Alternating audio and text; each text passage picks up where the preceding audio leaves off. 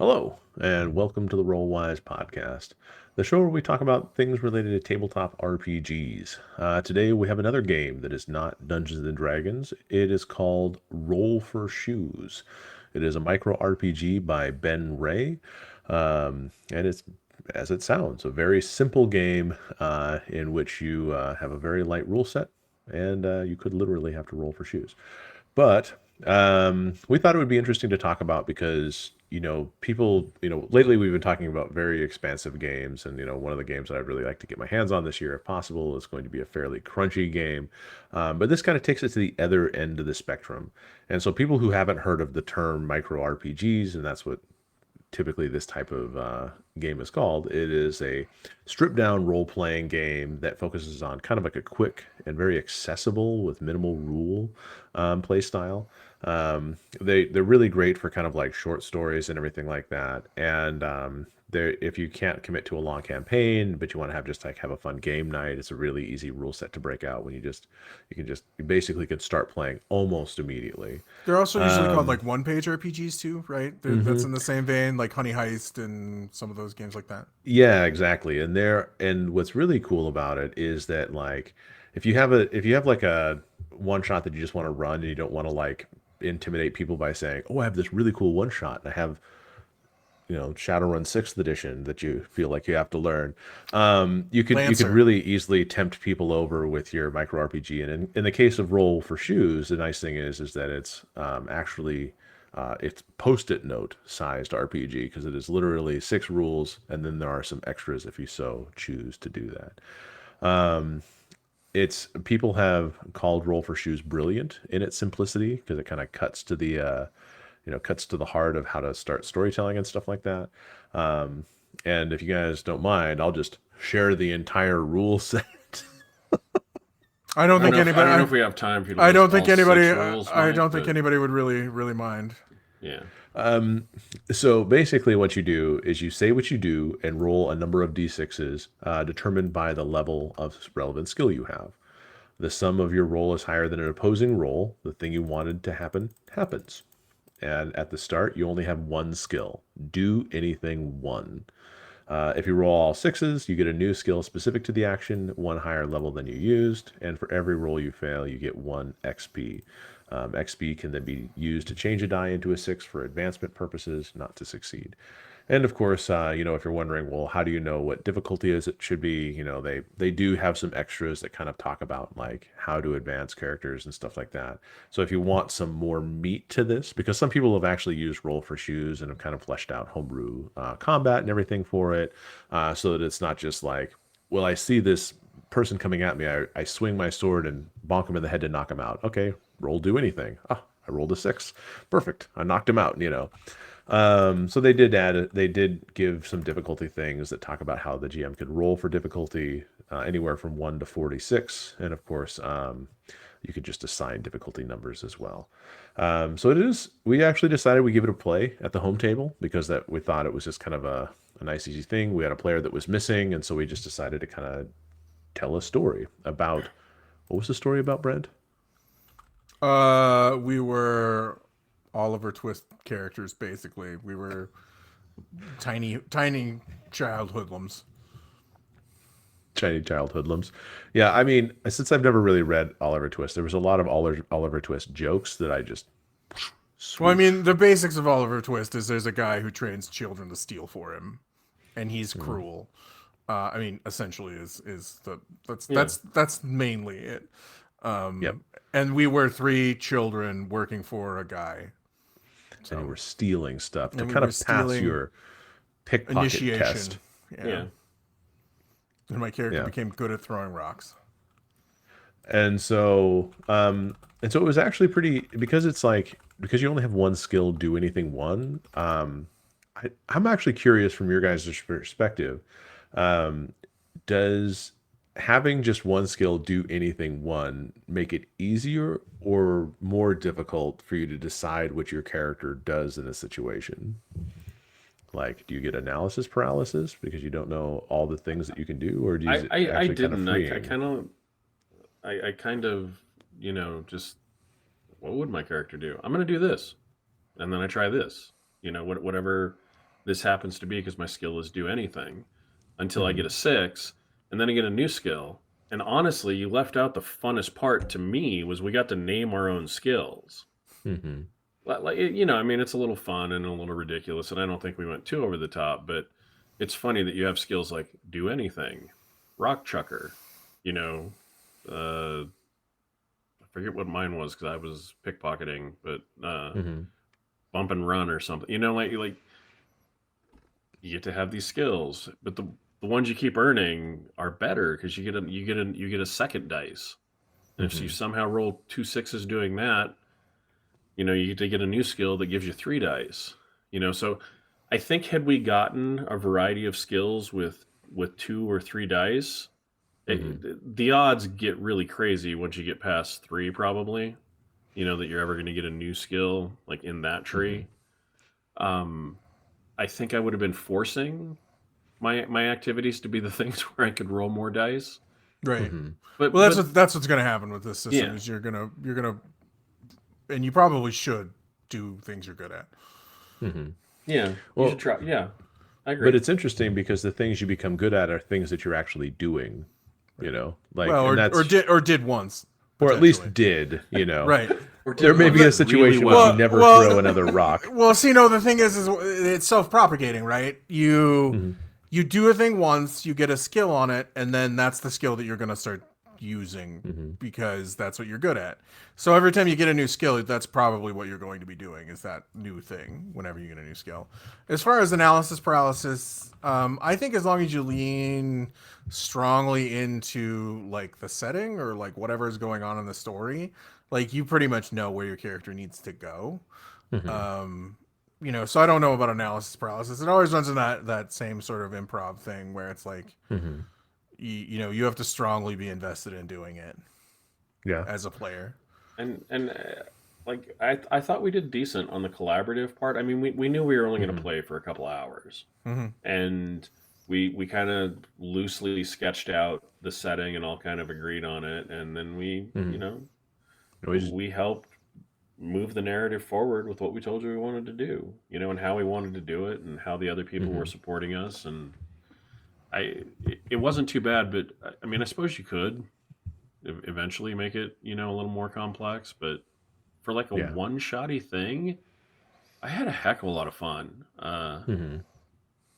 I was surprised. It was because it was kind of ridiculous, right? Especially when the third player kept Mhm. uh, rolling under and then going, okay, but then I'm going to try, Right. just Yeah. getting worse. Like it was Yeah. great. Well, and it was kind of it was kind of neat too because this is the kind of situation where, I mean, if you're kind of just starting off with a game and nobody is like, and you're just like, okay, well, let's just do kind of a beer and pretzel night, then you kind of like have that social contract that we're all going to play to have just fun.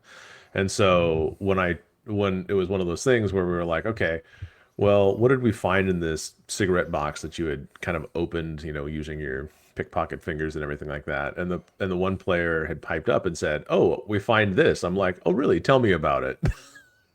and and then of course he was like, "Well, it's this it's a secret plan. It's in code." I'm like, "Well, can you read it?" And he's like, maybe." And then he rolled and he's like, "Well, I guess I can. I am a code breaker." Yeah. And it looks like, this cipher is pretty easy to, I mean, who would make a cipher so simple that a child could decipher it? Kind of thing. And it was just kind of like it added a little bit of absurdity to it, but it kept the story going, but in a fun collaborative way. You gave that power to the players to kind of do that. And there's a lot of narrative games, and we just talked about Shadowrun Anarchy, where there is kind of that ceding of the authority of the story to the players. And I personally like it when that happens, when players invest more time into it, because it excites people to have a bigger part of the story, in my opinion. I think it makes it less theme park and more engaging. Like, I don't have to create the entire ride. I kind of just give you the structure for it, in my opinion. But I this think is a that's I DM, think it's forever true. DM. Agency is important. And Agency is important. I think if you have players that buy into it, some people don't want agency, right? We've Hmm. talked about it. Yeah. But if everybody Right. does, Yeah. They want to be told get the story more. Yeah. yeah, yeah, you got to know the players, right? Everybody's Hmm. gonna react a little bit different, but like we had a hell of a good time. for just like a ridiculous premise. It is. And I mean, for the extras that they did offer and stuff like that, now there are extras that they suggest, like there's advancement, you can like new skills should be more specific than the skill rolled and relevant to the action taken. And then of course, statuses, you can add like statuses, and that's one of the things that I did, with one of the players, is that they had created a situation which, in my mind, I could easily see them, twisting their arm, and I could say like, well, anything that you do with that arm is going to be at a negative result, and that makes sense narratively as well as mechanically. So what I Didn't you found to roll be a 6 on fascinating. fixing his arm? And that was another skill you got? You got like a medicine skill? No, he didn't. Jeff didn't. No, No, He I rolled rolled. really badly. Oh, yeah, I rolled I well, made but it not a 6. It worse. was a 5. Yeah, you're right. Yeah, Yeah. I made it worse. I went up. I'm sure I know how to do this, Yeah. and then just took his dislocated shoulder and just wrenched on it and made him scream in pain. But I was pretty sure that I've got it back in place. yeah. You were like, I've seen this done by other people, Hey and man, you got all to they do approach it is with confidence. they just kind of like twist it and yank, maybe, or they put their foot in the something like that. I bet if I get the foot in there, that'll give me some extra leverage. I like to think my kid hit him with a healing rock and made it feel better. Could be. But yeah, so you can actually, sometimes people put like skill slots into this. So if you want like a longer campaign using this, or where if you want a situation where you want a restricted advancement, like because as these guys talk about, there's situations in which you could see people kind of from a meta perspective farming for skill advancements or something like that to a degree, right? You start with do anything, and then you Right. can. It's not hard to roll 1/6 on a 1d6. Well, it's It's like any harder. simple game. It's fairly easy to Yeah. break Hmm. if people Exactly. There's want not a to. lot of guardrails. So there are some attempts to put some guardrails on that to kind of make it so that Sure. your levels aren't like insane. But I could see just having fun playing the game as is. And honestly, between this and Reese's, the other beer and pretzels game that me and Jeff had played, I actually think this one was a little bit easier of a premise to play with. And I think because even with Reese's, there was still a sense that when we were playing with your significant other, that she was like, well, what am I supposed to do? Like, how do I, Yeah, how do I play? Well, no, and yeah, this. and she hadn't played a lot of role playing games, and Hmm. so she wanted to. But yeah, I think that I think they're natural questions, but this one just felt like it flowed a little bit better. Hmm. Yeah, and it Maybe it's might because just we be were that we we were played making up Reese's the wrong, story and it was super or simple at Rice's. that point. Yeah, I don't know. maybe, and maybe that was part of the problem and everything like that. So, who knows? But in terms of like other micro RPGs, there was another option that we had because it. I feel like it's interesting how many people have made micro or one page RPGs over the last few years. Because I think as soon as it kind of like it hit pretty big, and there's a lot of free ones out there. Yeah, there's a lot out there. Yeah. What was the Yeah, other game that I well, I suggested? think isn't there's that one page RPG contest. Hmm. So like, yeah, there's a lot of them that get churned out pretty quickly, and some of them are good. There was actually, Yeah, I think, oh, the The other one Witch was is interesting Dead. as well. Yeah, The Witch is Dead. Yeah, the witch was so we basically what we had done is we knew one of our players wasn't going to be able to make it, so I'd asked the guys if they wanted to, which one of these did they want to play, and they chose the shoelace one. But the other one was that they had wanted to play was, or that I had pulled up as an option was something called The Witch is Dead. And a lot of these when you look at like I think it's Grant Howitt, he's put out He does a lot of many them. Yeah. one page RPGs. And if you haven't seen them, I mean, a lot of these I believe are, you know, name your own price on there. It's like if you found value in it, go ahead and put some money in the tip jar kind of thing.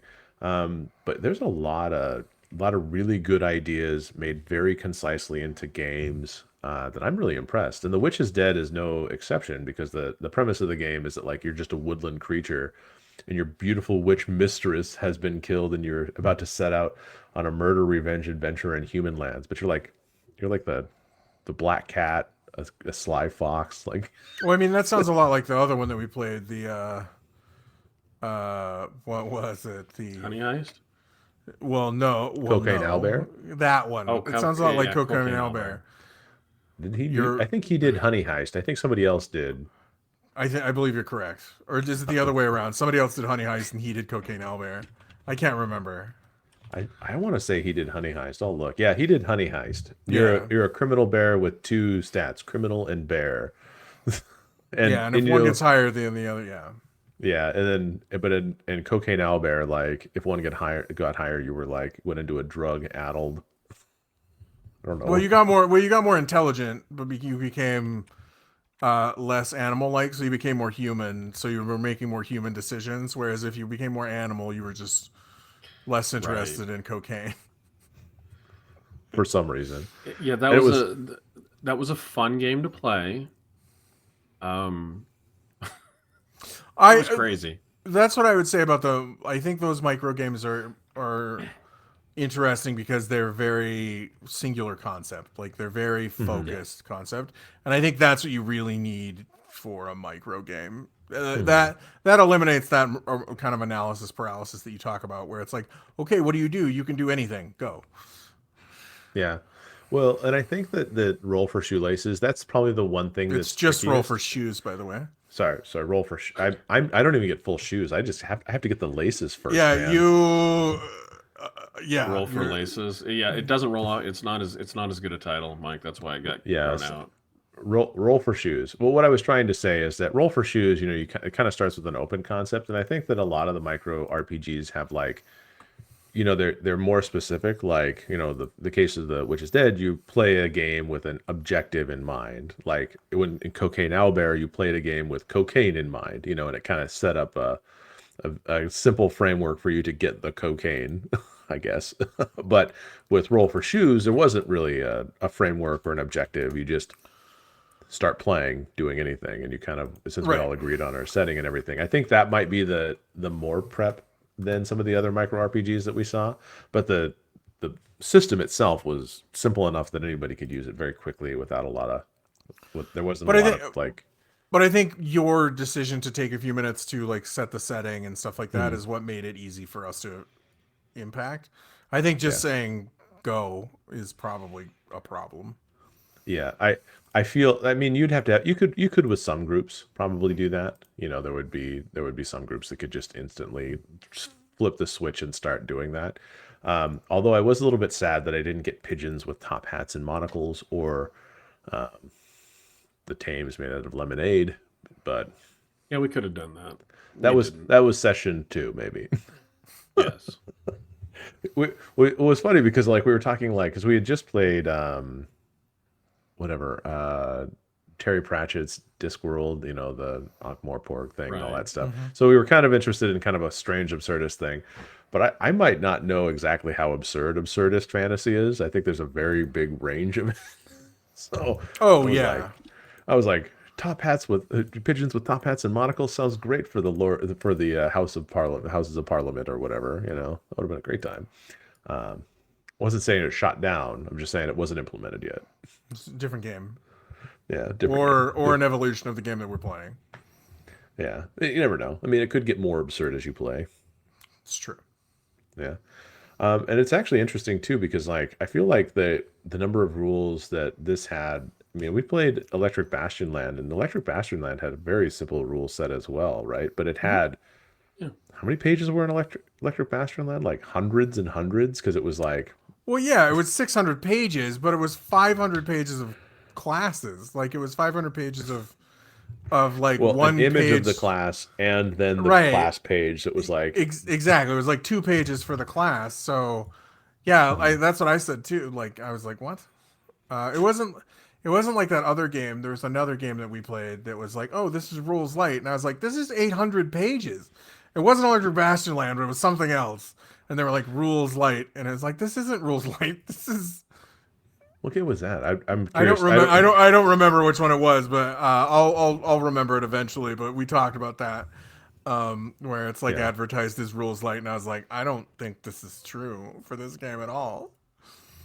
Yeah. So I guess in this game, because of how we played it and everything like that, if somebody were to try a micro RPG and they wanted to maybe try roll for shoes, what do you think they could use to be successful with their friends in either introducing the game or getting the game started? Like, what would you suggest? Because we had a good time. Uh, I honestly like a situation like ours where like a couple of players can't make it, and everyone wants to hang out and still play something, and you need a filler. I think it's great, and I would just ask everybody for like setting ideas and Yeah, characters and kind of throw them in a pot maybe. I would do what you did, which is okay. What do you want to do? And then go from there and kind of start with what is an idea of like the world that you're in? Okay, what do you want to do within that world? What do you think your why do you think your characters are together? And then go from there. I think that's because I think you have to have, as someone who doesn't necessarily enjoy the micro RPGs as much with the shorter narrative where I don't get because like being vested in the characters is important for me, and it's hard when I know it's probably not something we're going to pick up again. Hmm. So I think having that strong idea of what you're doing in that moment is very Hmm. important. Which That's is a good where point. like Honey Heist and those things really excel. Is they say, okay, you're a bear, you're trying to steal honey, go. And I think that's what you kind of have to do if you're using this rule set. Is you have to set up your pauper kids stealing stuff for a guy. You're in initiation. You're in Victorian sort of England, go. Hmm. And that's kind of what I think you need to do to make these micro games feel good instead of just being like, okay, tell me a story. Like, No, no, you're right. Having a set goal, like don't tell them how to get there. Let them decide that. right. But having a set goal, especially for a short time frame, I think it helps keep everything on track. Yeah. Yeah, I think honestly, some of the books that I was looking at, because I was thinking that originally I was like, well, you could probably get away with if you, especially with playing with something like Roll for Shoes, which is so open ended, like do anything, that you could probably get together like a lot of like random tables or something like Mm-hmm. that. 100%. You could easily just get you could find some tables, where you kind of like almost create a plot hook where you're like, okay, well, what kind of person do you talk to discuss the type of job you're looking for? Okay, you're looking for an adventurer job. Okay, you could easily roll on your D&D tables for plot hooks or I actually think if you probably looked well enough, you could probably there's the table for setting, like group type, Mhm. and I would even go back because I wouldn't want to play a game. I wouldn't want to play a D&D style game with roll for shoes. Like I wouldn't want to be like, oh, we're adventurers doing something. I would Right. want to do something different than that, like what we did. Oh, you're a band of Mhm. 14 to 15 kids stealing stuff for, you know, that cruel character. Like that sort of story is because The it's different. babbling bard or whatever his name was. Burbling, Burbling burbling, burbling burbling Bart or Charles. whatever, burbling Bart or whatever it's called. No, there was alliteration. I just don't remember what it was. Yeah. I don't remember either. I know we could pick it up if we really cared, but it seems kind of moot at this point. Um, so yeah, I think if you got your random tables though, you could create some. You could at least you give yourself some prompts, and I think Mm-hmm. that's the thing that Right. like Electric Bastard Land did is it gave you like it put up these cues or what was it sparks. I think that's what they were called in Electric Bastard Land, is sparks and everything like that. So you could spark some ideas and kind of give yourself if you were just if like people were doing the like where do you want to eat tonight? Well, I don't know, where do you want to eat tonight? And everyone's just kind of going in that circular like somebody just has to make a decision.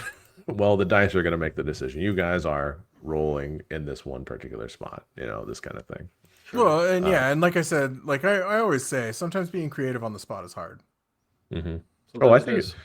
I think it can be incredibly difficult, which is kind of like, that's why I was a little bit intimidated to run the game because I was like, what if everyone is like, I don't know what I want to do. Right. That's why I was literally looking at all these charts and everything like that, and to see if I could see if I could find something. that was there. So, but we'll see.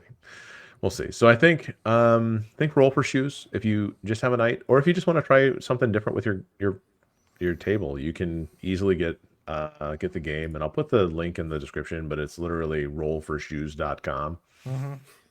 That's it. It tells you the rules. There's some extra stuff there. There are even some extra links to tell you like tables and stuff like that, where you can easily create NPCs and stuff that, if you need to. But then there's also a couple adventures that people have put together so that, if you really need to start with it, you can use one of those as well. So that's it. I think that's a roll for shoes in a nutshell. Indeed. Nice. So leave your comments if you like the conversations and you want to see us play more games. Let us know the games you want to see us play, or if you want to see us tackle topics you'd like to, see maybe catch our opinion on a certain thing. Let us know. We do like to learn more about games, and we're definitely trying to improve ourselves to be better at the hobby. So, or if you want to see us play this game, because you actually didn't see us play this game, let us You could know do that. in the comments. yeah, Yeah. if you want to. I mean, we're by no means professionals at the role-playing stuff, but we do have a lot of fun. So, Or if you've played a micro RPG, share the name, share the link in the comments. Let other people, give one a try that somebody can recommend to them.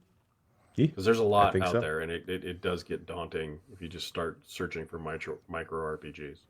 Oh yeah, you'll find pages of them. Yeah, there's a lot. Let's just say. So with that, Jeff, how do they contact us outside of the comments? Well, they would go to Blue Sky, Facebook, Threads, or Twitter and find us at Rollwise, or email us, rollwiseguys@gmail.com. And as always, thank you for joining us. We appreciate you joining us on this journey. Roll well, roll wise, and be safe out there, everybody. All right. Thanks. Thanks, everyone.